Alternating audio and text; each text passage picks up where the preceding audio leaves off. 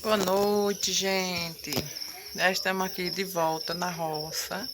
Vou fazer vários vídeos e vou filmar agora uma fogueira que a gente fez. Hoje é dia de Santo Antônio e a gente comemora hoje o dia de Santo Antônio. A gente faz uma fogueirinha, né?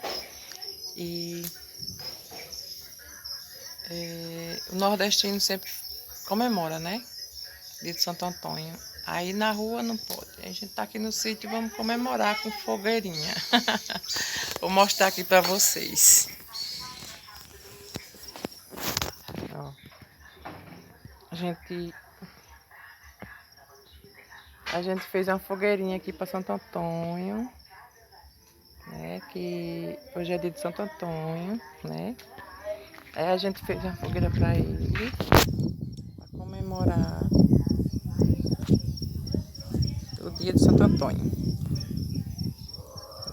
que é hoje, tá bom? E